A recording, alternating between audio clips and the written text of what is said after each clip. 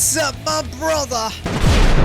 The meta feels shaking right now at some point. So today I'm gonna give you my honest top 10 units in the current meta. It's defenders, runners, and attackers. I'm gonna pick 10 units that I think is popping in the meta. And by the way, I just want to make it clear that the mobile version and Steam version of OPBR are actually different experiences, okay? Different experiences. So again, this is based on what I experienced, what I'm seeing in Steam League right now, and who's working in Steam. And by the way, this list is not in any particular order. So let's start with the defender.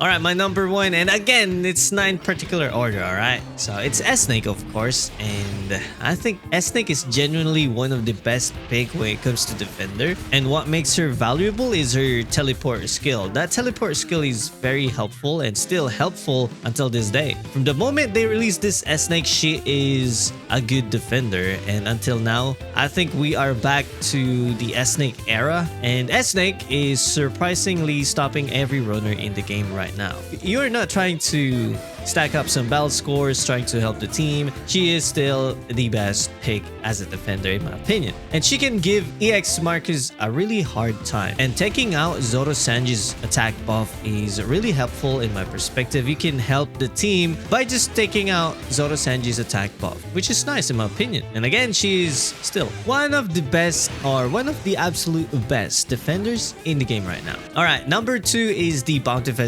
Lucci. And my brother, this unit is so underrated right now. Here's an interesting thing about Lucci. There is a technique to actually beat him. Not really KO him, but beat his skill 1. All right, and his skill 1 teleports him to the nearest flag that's being captured. So if you know what you're doing, you can actually bait that skill 1 and use it against him. That's a different story.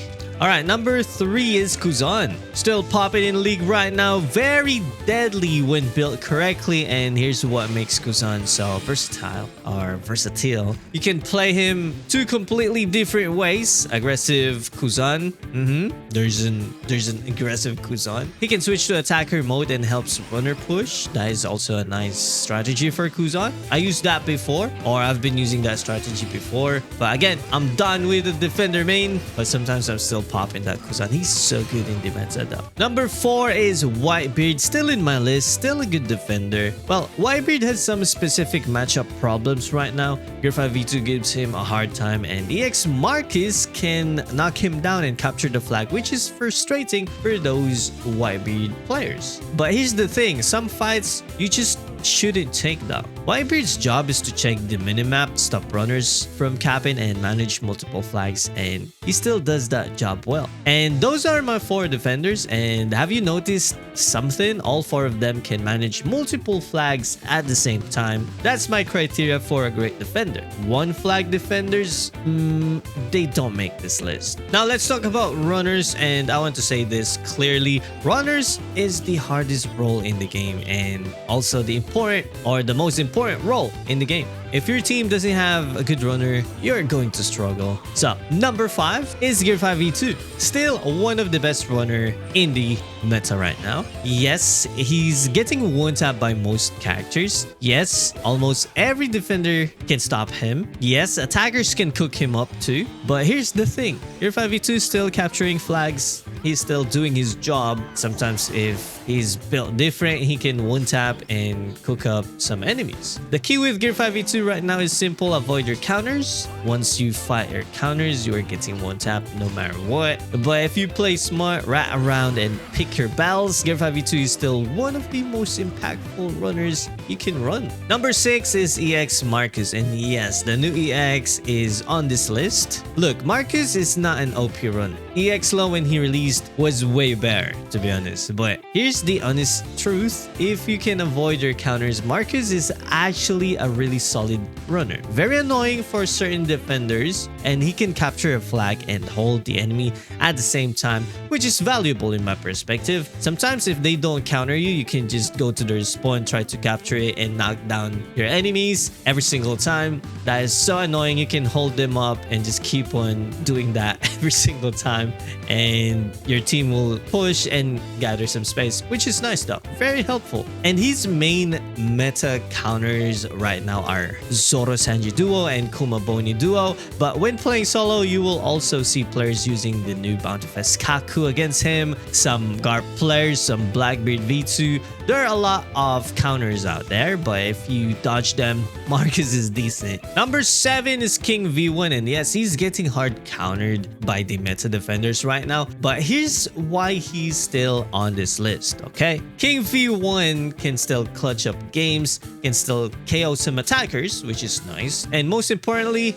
you have a teammate, right? If your attacker can clear space for you, King V1 is still a very good runner, but he struggles at some point if your attacker is not that good. Like if your attacker is selfish, just fighting everyone and not even trying to help you, it will be tough. But if you can run around, King V1 is still nice. Still a good pick as a runner. All right, before we go to attackers, there are some special mentions that almost made the top 10. First is Egghead Jinbei, generally underrated right now. He heals and he's tanky at the same time, which is great combination for a runner. And here's the secret weapon. A lot of defenders don't actually know how to knock down Egghead Jinbei while he's capturing. If you are against a defender who doesn't know that trick or technique to knock you down, you are capturing that flag for free. A very good pick, especially if your opponent doesn't know how to do it. Second is Dog Q. Just genuinely tanky as he is, very annoying to deal with if played correctly. Not the flashiest unit, but effective at some point. Alright, 3 spots left and they all go to attackers. Number 8 is Zoro and Sanji Duo, still the best attacker in the game, not even a debate.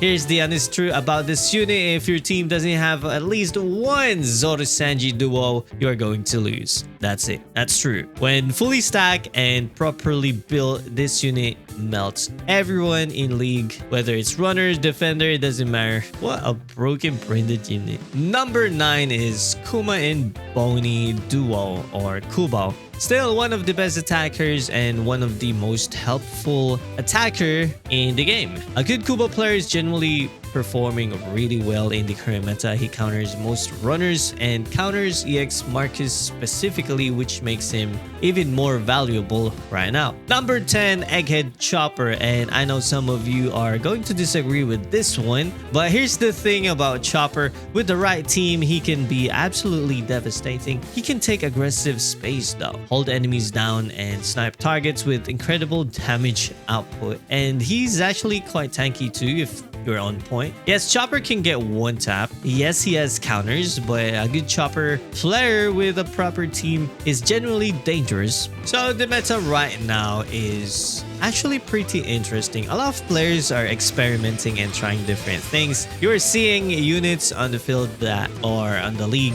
that you haven't seen in a while, and that variety is actually good for the game. Is it perfect? No, Zoro Sanji Duo is still too dominant, but overall the meta is in a decent place right now. So that's my top 10 units in OPBR right now. So let me know in the comments, who is your top 10 units? Drop it down below, and guess what? That's it for this video. You know the drill. Stay salty and stay awesome, and Salty Rock now signing off.